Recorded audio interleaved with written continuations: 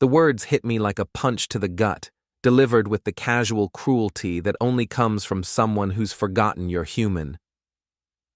My family will always come first in every decision, Eli. Your second priority, maybe third after my siblings. Before we dive deeper into this story, I have one small request. Please subscribe, drop a like, comment, and hit that hype button to boost this channel so more people can discover these incredible Reddit stories. I sat there at our kitchen table, fork halfway to my mouth, watching my wife Sabrina scroll through her phone while talking to her mother for the third time that day. The meatloaf I'd spent an hour making grew cold as she discussed sending another $2,000 to bail out her family's latest crisis. We haven't discussed this, I said quietly, setting down my fork. Sabrina barely looked up from her screen. There's nothing to discuss. Mom needs help with the mortgage again. Tommy's business is struggling and Dad's medical bills are piling up.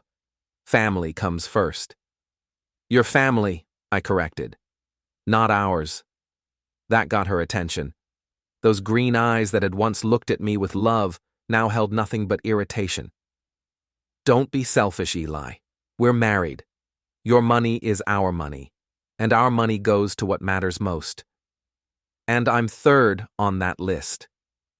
If you want to be dramatic about it, sure. She returned to her phone, typing rapidly. I already told Mom we'd wire the money tomorrow. I watched her for a long moment, this woman I'd been married to for 8 years.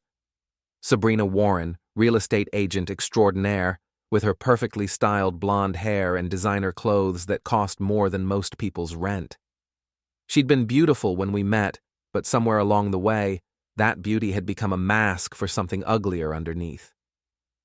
Good to know where I stand, I said, standing up from the table. Hell, I'm lucky to even make the podium. She didn't laugh at my joke. She never laughed at my jokes anymore. That night, as Sabrina snored beside me, I lay awake staring at the ceiling. Her words echoed in my head. Second priority, maybe third. 8 years of marriage, and I'd been demoted to an afterthought. Every major decision in our lives had been filtered through what was best for her family. Every dollar I earned as a property manager went into their bottomless pit of needs and wants. But as I listened to the rain pattering against our bedroom window, a different kind of thought crept in. If I was second place in her game, maybe it was time to start playing by different rules.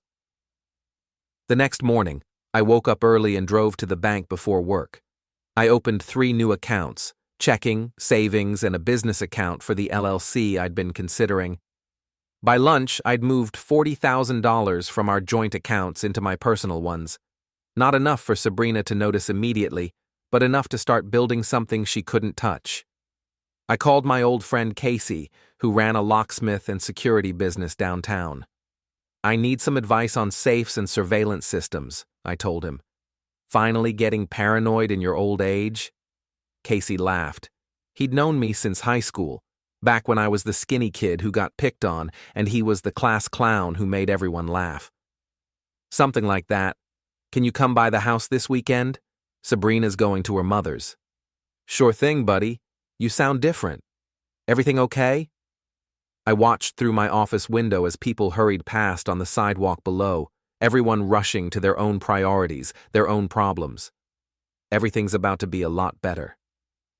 When I got home that evening, Sabrina was in the kitchen, surrounded by bills and bank statements. Her face was flushed with anger. The mortgage payment bounced, she said without looking up. And there's not enough in checking to cover Mom's wire transfer. Huh, I said, loosening my tie. That's weird. Weird? Eli, we had over $50,000 in that account last week. I opened the refrigerator and pulled out a beer, taking my time with the bottle opener. Did we? I've been moving some money around for investments. You know, planning for our future. What investments? You didn't tell me about any investments. You were on the phone with your family. You're always on the phone with your family. I took a long sip of beer. Besides, I didn't think you'd be interested. It's not like I'm a priority in your decision-making process. Sabrina's eyes narrowed. Don't you dare throw that back at me. I told you the truth about my priorities, and now you're acting like a child. I'm acting like someone who finally understands the rules of the game we've been playing. She stood up, her chair scraping against the hardwood floor. What's that supposed to mean? I smiled at her, the same smile I'd given difficult tenants and demanding property owners for years, polite, professional, and completely empty of warmth. It means if I'm third on your priority list, you'll never see first coming. Over the next few weeks, I became a ghost in my own home. Not literally, I still went through the motions of being a husband. I cooked dinner, did laundry, paid the bills that kept our house running. But emotionally, I'd checked out of the marriage and into something else entirely. Sabrina noticed, of course. Hard not to when your personal ATM suddenly develops opinions. Tommy's restaurant is failing, she announced one evening, not looking up from her laptop. He needs $50,000 to keep it afloat. That's unfortunate, I replied, not looking up from my own laptop. Eli, he'll lose everything if we don't help. We? Yes, we. He's my brother. I closed my laptop and gave her my full attention. Your brother has failed at 6 different business ventures in the past 10 years. A food truck, a landscaping company, a gym, a construction business, that weird multi-level marketing thing with the supplements, and now a restaurant. At what point do we stop throwing good money after bad? Sabrina's face flushed red. He's family. Your priority, not mine. I reopened my laptop and showed her the screen. Bank statements, investment portfolios, property deeds. Her eyes widened as she saw numbers she'd never seen before. Where did this money come from? She whispered. My salary, my bonuses, my side projects, the money you never paid attention to because you were too busy managing everyone else's finances. I scrolled through the statements slowly, letting her see the full scope of what I'd been building. $180,000 in accounts you didn't know existed. That's marital property. I laughed, actually laughed out loud. Is it? Because according to the state of Ohio, assets acquired through separate funds after a spouse has declared their priorities belong to the acquiring party. I looked it up. Sabrina stared at me like I'd grown a second head. You looked it up? I've been looking up a lot of things lately. Property law, divorce proceedings, asset protection. Amazing what you can learn when you're not constantly bailing out other people's bad decisions. She slammed her laptop shut. I can't believe you're doing this, over one comment I made weeks ago. One comment? I stood up, and for the first time in years, I felt taller than her. Sabrina, in the 8 years we've been married, you've sent over $200,000 to your family. Your mother's mortgage, your father's medical bills, Tommy's failed businesses, your sister's credit card debt, $200,000 of decisions you made without consulting me. I always told you, you informed me. There's a difference. I walked to the kitchen and pulled out a folder I'd been keeping in the junk drawer. Here's every receipt, every bank transfer, every check you've written to your family since we got married. I've been documenting everything. Sabrina flipped through the papers, her face growing paler with each page. Why would you do this? Because I finally realized that in your world, I'm not a husband. I'm a resource, and resources can be managed. That night, she slept in the guest room. I lay in our king-size bed, staring at the ceiling and feeling something I hadn't felt in years. Control. Casey came by that Saturday while Sabrina was at her mother's house, probably crying about her terrible husband who wouldn't fund her brother's latest disaster. My friend took one look at me and whistled. You look different, man. Lighter somehow. I feel different. I led him to my home office, a small room at the back of the house that Sabrina rarely entered. I need you to install a safe in here. Something good. Something she can't get into. She doesn't know the combination to your current safe? I don't have a current safe. That's the problem. Casey nodded and started measuring the wall behind my desk. You want to tell me what's going on? I told him everything. The priority ranking, the money transfers, Sabrina's complete dismissal of my feelings and opinions. Casey listened without judgment, occasionally making notes about safe dimensions and wall studs. "So what's the end game here?" he asked when I finished. "I don't know yet, but I'm tired of being a supporting character in my own life." "Fair enough." Casey packed up his measuring tape. "I can have the safe installed by Wednesday. You want me to set up some security cameras too, just in case things get ugly?"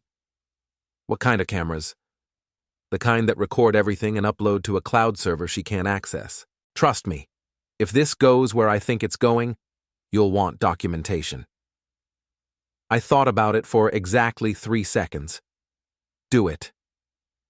By the time Sabrina came home Sunday evening, my office had been transformed into something resembling a command center. Hidden cameras, a wall safe disguised behind a fake electrical panel, and a new computer system that Casey had configured to be completely separate from our home network. "How was your mother's?" I asked when she walked in. "Terrible, thanks to you. She's stressed about the mortgage, Tommy's talking about bankruptcy, and Dad's condition is getting worse." "I'm sorry to hear that." Sabrina studied my face, looking for signs of the guilt and sympathy that would have been there a month ago. When she didn't find them, her expression hardened. "This isn't you, Eli. You're not a cruel person." "You're right," I said. "I'm not cruel, but I'm not a doormat either. It just took me 8 years to figure out the difference." She opened her mouth to respond, but her phone rang. The caller ID showed her mother's number. "I have to take this," she said. "Of course you do." As she walked away, already deep in conversation about some new family crisis, I felt my phone buzz with a text message from an unknown number. "Hey stranger, heard through the grapevine that you and Sabrina are having problems. If you need someone to talk to, I'm around. Chaz." I stared at the message for a long moment. Chaz Daltrey, Sabrina's high school boyfriend, the guy she'd dated before we met. He owned a gym downtown and had the kind of muscles that came from spending more time looking at yourself in mirrors than thinking about complex problems. How did he know about our problems? And why was he texting me instead of her? Unless he wasn't texting me at all. I walked quietly to the kitchen, where Sabrina was still on the phone with her mother. Her personal phone, the one she thought I didn't know the password to, was sitting on the counter, screen down. When she went to the bathroom, I picked it up and entered her birthday. The phone unlocked immediately. The text thread with Chaz made my blood run cold. "Can't wait to see you tomorrow night. Same place as last week?" "Yes, but we have to be careful. Eli's been acting strange lately." "Don't worry about him. Guy like that couldn't handle a real man anyway." "It's not that simple. He's hiding money from me. I think he knows something." "So what? You deserve better than some boring property manager. You always did." I scrolled up through weeks of messages, each one a knife twist in my chest.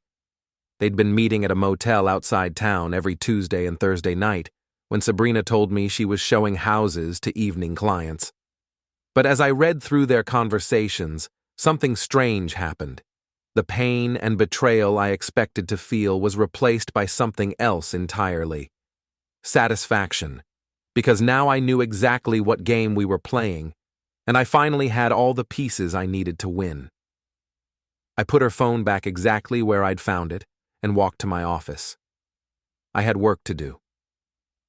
Tuesday night came with the kind of autumn rain that makes everything look gray and miserable. Perfect weather for what I had planned. "I have to show the Henderson property tonight," Sabrina said, applying lipstick in our bedroom mirror. "Might be late."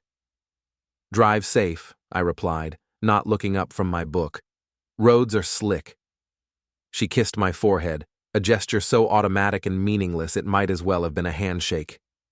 "Don't wait up." I waited exactly 10 minutes after she left, before getting in my car and following her route. Thanks to Casey's technical expertise, I had her location on my phone through a family tracking app she'd forgotten we installed years ago. She wasn't heading toward the Henderson property. The Starlight Motel sat on the outskirts of town like a relic from a bygone era, the kind of place that rented rooms by the hour and didn't ask questions. I parked across the street and watched Sabrina's BMW pull into the lot. Chaz was already there, leaning against his ridiculous red Mustang like he was posing for a magazine cover. Even from a distance, I could see his gym-sculpted physique and the kind of cocky smile that had probably gotten him out of trouble his entire life. They embraced in the parking lot, and I felt nothing. No rage, no heartbreak, just a cold calculation of how to use this information most effectively. I took photos with my phone, making sure to capture license plates and faces. Then I called Casey. "It's happening right now," I told him. "Room 237. "You sure about this plan, buddy? Seems a little elaborate." "Trust me. And remember, we never had this conversation." 20 minutes later, the fire alarm at the Starlight Motel began blaring. I watched from my car as guests stumbled out of their rooms, some fully dressed, others clearly caught in compromising situations. Sabrina emerged from room 237 wearing nothing but a bedsheet, her hair disheveled, and her face flushed with panic. Chaz followed a few seconds later, hopping on one foot as he tried to pull on his jeans. The volunteer fire department arrived within minutes, followed by what seemed like half the town. In a place like Millbrook, a fire alarm at the Starlight was practically a social event. I recognized several faces in the crowd of onlookers. Mrs. Klein, our nosy neighbor who knew everyone's business. Kyle, the bartender from Murphy's Pub, where all the local gossip was born and bred. Margot Henderson, Sabrina's biggest rival in the real estate game, holding up her phone and recording everything. Sabrina spotted Margot and tried to duck behind Chaz, but it was too late.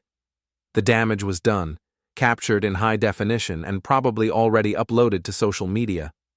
I drove home and was sitting in my recliner reading my book when Sabrina burst through the front door 45 minutes later. "There was a fire at the..." she started. "I heard," I said, not looking up from my page. "Mrs. Klein called. Said you were there showing property to a client." Sabrina's face went white. "Yes, that's right. The client was very interested in the area. Chaz Daltrey, right? I remember him from high school. Didn't know he was in the market for real estate." She stood frozen in our living room, still wearing the same clothes she'd hastily thrown on at the motel. I could smell his cologne on her from across the room. "How did you—" "Small town, honey. Word travels fast." I finally looked up from my book and smiled. "Especially when Margot Henderson is involved. I'm sure she'll have some interesting stories to share at the next real estate association meeting."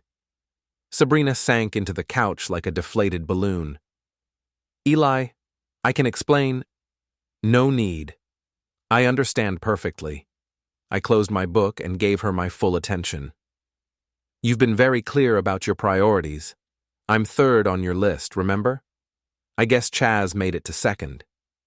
It's not what you think. It's exactly what I think. The question is, what are you going to do about it?" She stared at me, probably expecting tears or yelling or some kind of emotional breakdown. Instead, I stood up and walked to the kitchen. "I'm making a sandwich. You want one?" "A sandwich?" "Turkey and Swiss. Your favorite."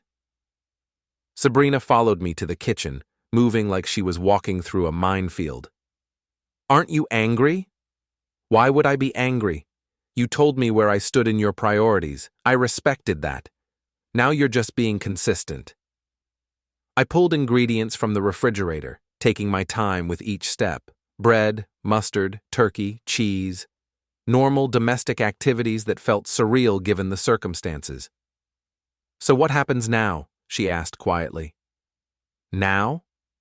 Now you get to find out what it feels like to be a low priority in someone else's life."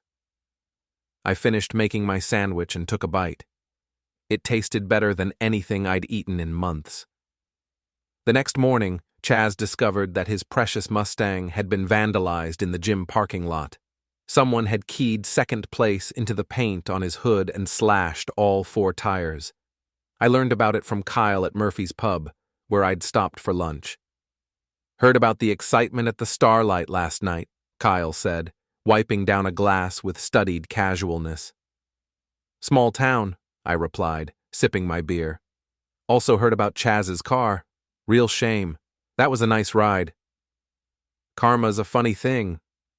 Kyle grinned. "Yeah, it is. Speaking of which, Margot Henderson was in here earlier. Said she got some real interesting footage last night. Might even make the local news." I left a generous tip and walked out into the afternoon sunshine, feeling lighter than I had in years. Phase 1 was complete. Time to move on to Phase 2. The call came at 6 in the morning, 3 days after the motel incident. Sabrina's phone rang with that special ringtone she'd assigned to family emergencies. A shrill, urgent sound that had trained me to expect bad news and an open checkbook. "It's Dad," she said, her face pale as she listened to her mother's voice. "He's had another episode. They're taking him to the hospital." I sat up in bed, suddenly awake. "Is he okay?" "They don't know yet. Mom says the ambulance just left." Sabrina was already getting dressed, pulling on clothes with shaking hands. "I need to get to the hospital." "Of course. Do you need me to come with you?" She paused, one foot in her jeans, and looked at me with something that might have been gratitude. For a moment, she looked like the woman I'd married instead of the stranger she'd become. "Would you?" "Let me get dressed." We drove to Millbrook General in relative silence, the radio playing softly between us.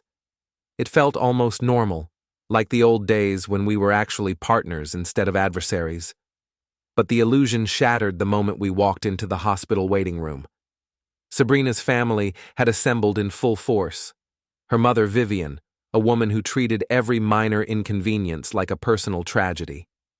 Her brother, Tommy, unshaven and wearing a wrinkled shirt that smelled like failure and desperation. Her sister, Lisa, who'd driven up from Columbus with her 2 kids and her latest boyfriend. "Oh, Sabrina!"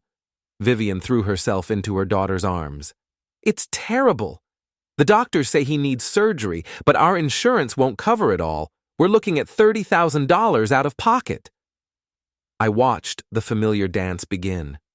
The tears, the hand-wringing, the immediate assumption that Sabrina would solve everyone's problems with her checkbook.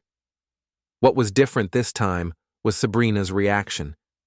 Instead of immediately promising to handle everything, she looked back at me. "Eli?" she said quietly.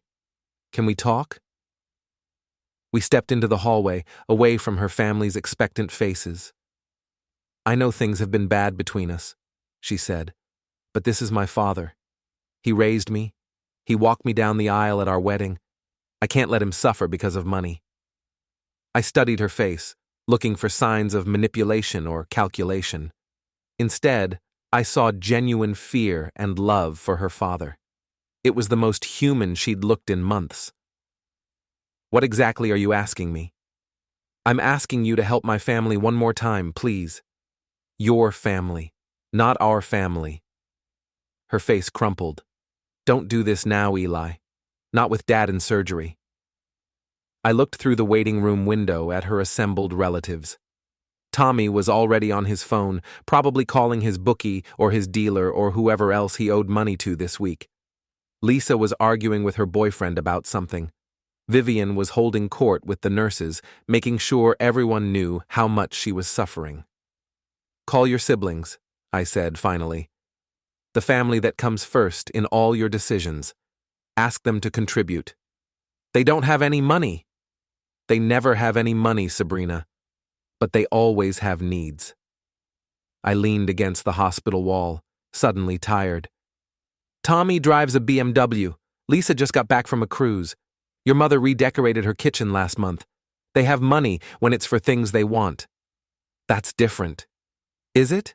Or is it just easier to spend my money than their own?" Sabrina stared at me like I'd slapped her. "I can't believe you're doing this, while my father is fighting for his life." "Your father will be fine. He's had 3 of these episodes in the past 2 years, and he's recovered from all of them. What won't be fine is our marriage if you keep treating me like a bank account with a pulse." I started walking back toward the waiting room, then stopped and turned around. You want to know what's really sad, Sabrina? If you'd asked me as your husband, as your partner, I would have said yes. But you didn't ask me as your husband. You asked me as your third priority. 6 hours later, Roy Warren came through surgery with flying colors. The doctors said it had been a minor procedure, routine for someone his age. The $30,000 estimate had been inflated by someone who didn't understand insurance coverage. The actual out-of-pocket cost was $3,000. Tommy and Lisa suddenly found ways to contribute when they realized I wasn't opening my wallet. Amazing how quickly people can locate funds when their usual ATM is out of order. But the damage to my marriage was done. That night, Sabrina served me with divorce papers. "I can't do this anymore," she said, setting the legal documents on our kitchen table. "We want different things. We have different priorities." I flipped through the papers, noting the lawyer's name and the proposed division of assets. She was asking for half of everything, including properties and accounts she didn't know existed. "This should be interesting," I said. "What's that supposed to mean?" I smiled and pulled out my phone, scrolling to the photos I'd taken at the Starlight Motel. "It means Ohio is a fault state, sweetheart. Adultery affects asset division." Her face went white. "You can't prove anything." "Can't I?" I showed her the photos, the timestamp, the GPS data from her phone. "I can prove dates, times, locations. I can prove you used marital funds to buy lingerie and pay for motel rooms. I can prove you lied about your whereabouts on dozens of occasions." Sabrina sank into a chair, the fight going out of her like air from a punctured balloon. "What do you want?" she whispered. "I want you to understand what it feels like to be a low priority in someone else's life." The divorce proceedings began 2 weeks later. Judge Harris, a no-nonsense woman in her 60s, reviewed our case with the kind of thorough attention that made lawyers nervous and liars sweat. "Mrs. Warren," she said, looking over her reading glasses, "you're claiming entitlement to half of all marital assets?" "Yes, Your Honor. That's standard in Ohio." "Standard, yes, but not automatic." Judge Harris held up a thick folder. "Your husband has provided extensive documentation of asset acquisition using separate funds, as well as evidence of extramarital conduct that affected the marriage's financial stability." Sabrina's lawyer, a young guy who looked like he'd rather be anywhere else, shuffled through his papers nervously. "Your Honor, my client's relationship with Mr. Daltrey began after the marriage was already in crisis due to her husband's emotional withdrawal." "Mr. Peterson," Judge Harris interrupted, "are you seriously arguing that adultery is justified by emotional distress?" "No, Your Honor, but—" "Good, because that would be a very short argument." She turned back to Sabrina.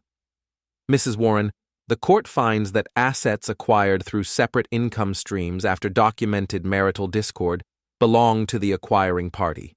You're entitled to half of the marital home and shared accounts as they existed prior to your husband's financial separation." I watched Sabrina's face as the judge explained what that meant in practical terms. Instead of walking away with $200,000, she'd be getting about $30,000 and her car. "This isn't fair," she whispered. "Fair?" I leaned over and spoke quietly in her ear. "You told me I was third priority in your own life. This is what third priority gets you." Outside the courthouse, Sabrina's family was waiting. They'd come expecting to celebrate her big payday, and instead found her crying on the courthouse steps. "What happened?" Vivian demanded. "Where's our money?" "Our money. Not Sabrina's money. Our money." "There is no money," Sabrina said through her tears. "Eli hid everything. It's all legal." Tommy stepped forward, his face red with anger. "This is bullshit. You can't let him get away with this." "Actually," I said, walking past them toward my car, "I can, and I did." As I drove away, I could see them in my rearview mirror, the whole dysfunctional family standing in the courthouse parking lot, probably realizing for the first time that their personal ATM was permanently out of order. But I wasn't done yet. Not even close. The Millbrook Harvest Festival was the social event of the year, the kind of small-town celebration where everyone came out to see and be seen. Local businesses set up booths, the high school band played patriotic songs, and gossip flowed as freely as the beer from Murphy's Pub's outdoor stand. I hadn't planned to go, but Casey convinced me it would be good for my image. "You need to be seen," he said as we walked through the crowded downtown streets. "Let people know you're not hiding, not ashamed. You're the victim here." He was right, of course. In the 3 weeks since the divorce was finalized, public opinion had shifted dramatically in my favor. The story of Sabrina's affair had spread through town like wildfire, enhanced and embellished with each retelling. By now, half the town believed she'd been running a prostitution ring out of the Starlight Motel. "There's our boy," Kyle called out from the Murphy's Pub booth. "How you holding up, Eli?" "Better every day," I replied, accepting the beer he offered. "Freedom suits me." A small crowd had gathered around us. Neighbors, acquaintances, people who'd known both Sabrina and me for years. They looked at me with a mixture of sympathy and curiosity, waiting to see how the town's most famous cuckold was handling his newfound single status. "Shame about what happened," said Mrs. Klein, shaking her gray head. "That woman never deserved you." "We all tried to warn you," added Bob Martinez from the hardware store. "Could see she was trouble from day one." This was news to me. Nobody had ever said a word against Sabrina during our marriage. But now that she was the town pariah, everyone claimed to have seen through her act. "Speaking of Sabrina," Kyle said with a grin, "you see what happened to her boyfriend's gym?" I raised an eyebrow. "No, what happened?" "Flooded last night, burst pipe in the ceiling, ruined all the equipment. Word is, his insurance company is balking at the claim. Something about a morality clause in his policy." I took a sip of beer to hide my smile. "That's unfortunate." "Yeah, real unfortunate. Especially since he just signed a 5-year lease on the building." Kyle's grin widened. "Guess he'll be looking for a new career." The crowd around us murmured with satisfaction. In a small town, justice often came in the form of cosmic karma, and everyone loved a good comeuppance story. That's when I saw her. Sabrina was standing at the edge of the festival, near the dunking booth, looking like a ghost haunting her own funeral. She'd lost weight since the divorce, and not in a good way. Her clothes hung loose on her frame, and her once perfect hair was pulled back in a simple ponytail. She looked tired, defeated, and utterly alone. Our eyes met across the crowd, and I felt a moment of something that might have been pity. Then I remembered her words. Second priority, maybe third, and the feeling passed. She started walking toward me, pushing through the crowd with determination. People stepped aside and watched, sensing drama in the making. "Eli," she said when she reached me, "we need to talk." "Do we?" I stayed relaxed, surrounded by my supporters. I thought we said everything we needed to say in court. "Please, 5 minutes." Casey stepped closer to me, ready to intervene if needed. "You don't have to do this, buddy." "It's fine," I said. 5 minutes. We walked to a quieter area near the bandstand, away from the crowd, but still visible to anyone who cared to watch, which, judging by the number of people pretending not to stare, was pretty much everyone. "I'm sorry," Sabrina said quietly, "for everything. The affair, the way I treated you, putting my family before our marriage. I was wrong." "Yes, you were." "I know you hate me." "I don't hate you, Sabrina. Hate requires caring, and I don't care about you anymore. You made sure of that."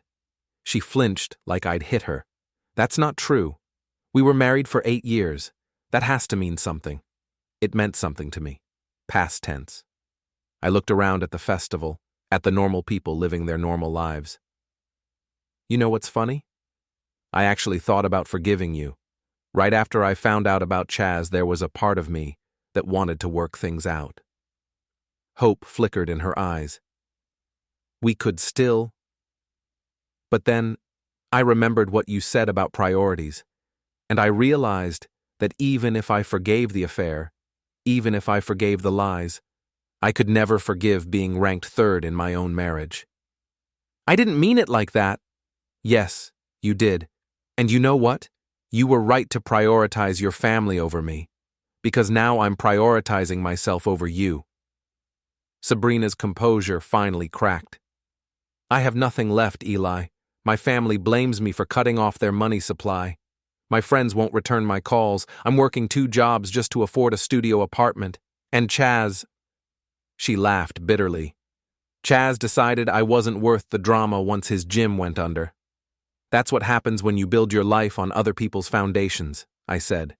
Eventually, they get tired of supporting your weight. So this is it? This is your revenge? I looked at her, really looked at her, for the first time in months. The beautiful, confident woman I'd married was gone, replaced by someone broken and desperate. A year ago, seeing her like this would have destroyed me. Now it felt like watching a stranger's problems. Revenge? I shook my head. Sabrina, this isn't revenge. This is consequences. You told me where I stood in your life, and I just respected your priorities. Please, Eli, I'm begging you. I'll do anything to make this right. There's nothing to make right. You got exactly what you wanted, a life where I'm not a priority. Enjoy it. I started to walk away, then stopped and turned back. Oh, and Sabrina, that studio apartment you're renting, I own the building. Your rent check goes directly into my account every month, so in a way, you're still supporting my priorities. Just like old times. Her face went white as the implication sank in. You planned this. All of it. I didn't plan anything. I just stopped letting you plan everything for me. As I walked back toward the festival crowd, I heard her calling my name, but I didn't turn around. I had better things to do than listen to someone who'd made it clear I wasn't worth listening to. The crowd welcomed me back with sympathetic pats on the shoulder and fresh beer. Someone had started a rumor that Sabrina had begged me to take her back, and I'd refused. The story would probably be embellished further by tomorrow, but I didn't care. Let them talk. You okay? Casey asked. Better than okay, I said, raising my beer in a toast. I'm free. As the sun set over the harvest festival, I found myself surrounded by friends and neighbors who actually seemed to enjoy my company. People laughed at my jokes, asked for my opinions, treated me like someone whose thoughts and feelings mattered. It was a novel experience, being a priority in my own life. Later that evening, as I was getting ready to leave, I saw Sabrina one more time. She was sitting alone on a bench near the parking lot, staring at her phone like she was waiting for a call that would never come. For just a moment, I felt something that might have been regret, not for what I'd done, but for what we'd lost. There had been good times in our marriage, moments when we'd actually been happy together, but those moments had been casualties of her priorities, sacrificed on the altar of her family's endless needs. She looked up and saw me watching her. Our eyes met one last time, and I saw her mouth a single word. Sorry. I nodded once, acknowledging her apology, without accepting it, then got in my car and drove home to my new life, a life where I was finally first priority. 6 months later, I was standing in my new office on the 3rd floor of the Millbrook Commerce Building, looking out at the town that had become my kingdom. Warren Property Management had expanded beyond my wildest dreams, acquiring buildings and businesses throughout the downtown area. The irony wasn't lost on me that Sabrina's family name was now on half the for lease signs in town. Casey knocked on my door and entered without waiting for permission, a habit he'd developed since becoming my business partner. You see the news? He asked, tossing a newspaper on my desk. The headline read, Local Restaurant Closes After Health Department Investigation. Below it was a photo of Tommy's failed establishment, the one Sabrina had begged me to save months earlier. Health Department found rat droppings in the kitchen, Casey continued. Anonymous tip, apparently. Very detailed, very thorough. I picked up the paper and scanned the article. The investigation had been comprehensive, documenting violations that went back months, the kind of violations that suggested someone had been keeping very careful records. "Anonymous tip?" I asked. Casey shrugged. Could have been anyone. Disgruntled employee, concerned citizen, former brother-in-law who got tired of being treated like a walking ATM. I folded the newspaper and set it aside. Any word on the other matter? Vivian's house went into foreclosure yesterday. Turns out when you cut off someone's financial lifeline, they actually have to pay their own bills. Novel concept. Through my office window, I could see the Starlight Motel in the distance. It had been closed for months, condemned by the city after a series of mysterious code violations. The property was scheduled for auction next week, and I'd already submitted my bid. My phone buzzed with a text message. Sabrina's name appeared on the screen, the first time she'd contacted me since the festival. "Can we please talk? It's about Tommy." I showed the message to Casey, who whistled low. She's got balls, I'll give her that. Or she's desperate. Same thing, really. I deleted the message without responding and returned to the contracts spread across my desk. I had 3 new property acquisitions to review and a meeting with the city council about redevelopment plans for the downtown district. 20 minutes later, my secretary buzzed the intercom. "Mr. Warren, there's a woman here to see you. Says it's urgent." "Send her up." Sabrina looked even worse than she had at the festival. Her clothes were wrinkled, her hair unwashed, and her eyes had the hollow look of someone who hadn't slept in days. She clutched a small purse, like it contained her last hope. "Thank you for seeing me," she said, settling into the chair across from my desk. "You have 5 minutes. Tommy's talking about suicide, the restaurant failure, the health department investigation, the bankruptcy. It's destroyed him. Mom thinks he might actually do it this time." I leaned back in my chair, studying her face for signs of manipulation. Instead, I saw genuine terror. "That's unfortunate," I said finally. "Unfortunate?" Her voice cracked. "Eli, he's my brother. Whatever you think of me, he doesn't deserve this." "Doesn't he? How many businesses has Tommy failed at now? 6? 7? How many times has he borrowed money he never paid back? How many people has he screwed over with his schemes and cons? He made mistakes. He made choices. Bad choices repeatedly, because he knew someone would always bail him out." I stood up and walked to the window, looking down at the street below. "You want to know what's really killing Tommy? It's not the restaurant failure or the health department. It's the realization that actions have consequences." Sabrina was crying now, quiet tears that she wiped away with the back of her hand. "What do you want me to say? That we were wrong? That we used you? Fine. We were wrong. We used you. But please don't let my brother die because of it." I turned back to face her. "Your brother isn't going to kill himself, Sabrina. He's going to threaten to kill himself, make a big dramatic scene, and wait for someone to rescue him. Just like he's done his entire life." "You don't know that." "I know Tommy better than you think. I've been watching him for 8 years, remember? Funding his disasters, cleaning up his messes. He's not suicidal, he's manipulative." She stared at me like I was a stranger, which I suppose I was. The pushover she'd married was gone, replaced by someone harder and more calculating. "What happened to you?" she whispered. "You happened to me. You and your family. You spent 8 years teaching me that I didn't matter, that my feelings and opinions were irrelevant. Congratulations. I learned the lesson. I never meant—" "Yes, you did. Every time you made a decision without consulting me, every time you prioritized your family over our marriage, every time you dismissed my concerns, you meant it. And now I mean it too." Sabrina stood up slowly, like an old woman carrying the weight of the world. "So that's it? You're just going to watch my family destroy itself?" "I'm not watching anything. I'm living my life, building my business, focusing on my own priorities. You know, All the things I should have been doing instead of enabling your family's dysfunction." She walked to the door, then stopped with her hand on the handle. "I loved you once, you know. Before everything went wrong, I really did love you." "I know," I said, "but love wasn't enough to make me a priority, and now it's too late." After she left, I sat in my office for a long time, watching the sun set over the town I now controlled. My phone rang several times, but I didn't answer. I had everything I'd ever wanted: financial security, professional success, the respect of my peers. So why did I feel so empty?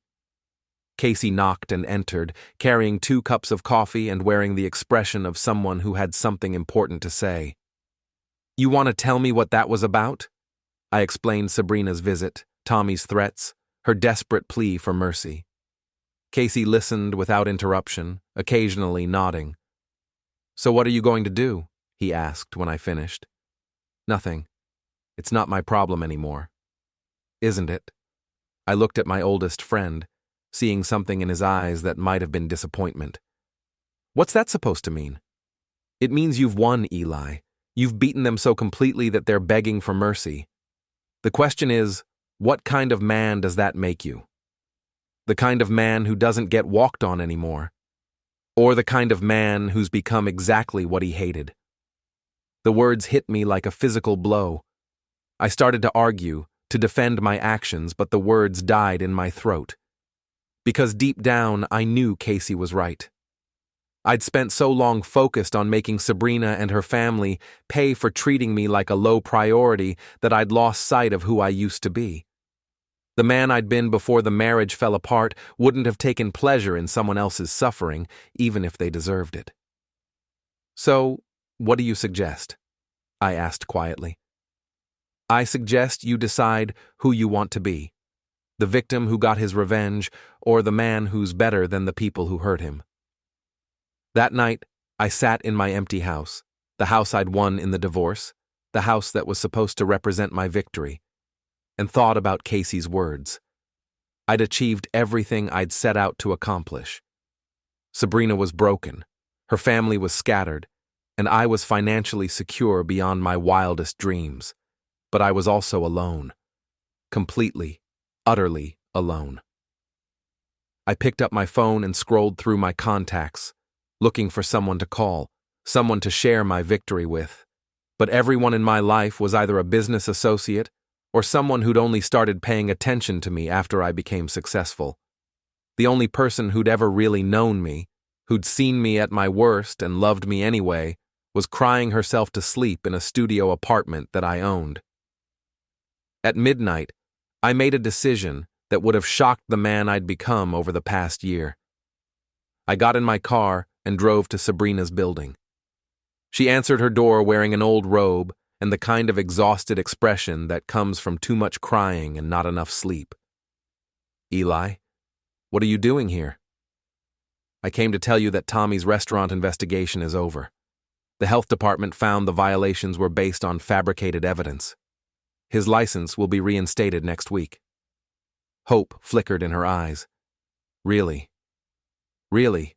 And I've decided to sell the building where his restaurant was located, to him, for exactly what he owes in back rent." She stared at me like I was speaking a foreign language. "Why?" "Because I'm tired of being the villain in this story. I spent 8 years being your victim, and I've spent the last year making you mine. I'm done with both roles." Sabrina started crying again, but these were different tears: relief, gratitude, and something that might have been hope.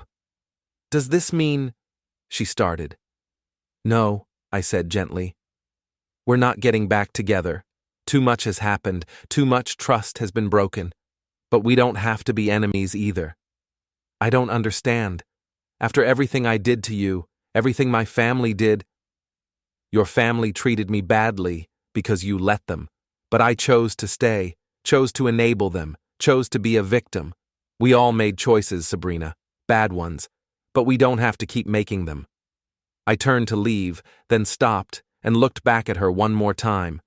For what it's worth, I did love you once too, before everything went wrong, before the priorities and the ranking and the affairs.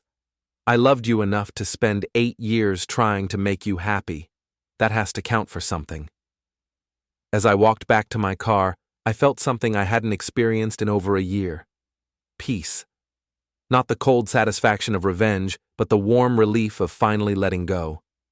I'd learned something important during my year as the villain. Being right doesn't always make you righteous, and sometimes the greatest victory is knowing when to stop fighting. The next morning, I called my lawyer and had him draw up the papers for Tommy's restaurant deal. I also had him draft a new will, leaving a substantial portion of my estate to various charities around town. If I was going to be a priority in my own life, I wanted that life to mean something more than just accumulating wealth and settling scores. 6 months later, I ran into Sabrina at the grocery store. She looked healthier, happier, like someone who'd finally learned to stand on her own 2 feet. We exchanged polite small talk about the weather and mutual acquaintances, then went our separate ways. It was exactly what it should have been. 2 people who'd shared a life, acknowledged their shared past, and moved forward without bitterness or regret. As I loaded groceries into my car, I reflected on how much had changed since that dinner conversation about priorities. I'd learned that being someone's first priority meant nothing if you weren't willing to be your own. I'd discovered that revenge might be satisfying in the moment, but forgiveness was more satisfying in the long run. Most importantly, I'd figured out that the only person's priority list that really mattered was my own. And at the top of that list, finally and permanently, was becoming the kind of man I could respect. Not the victim, not the villain. Just a man who'd learned from his mistakes and chosen to be better. And for the first time in years, that felt like enough.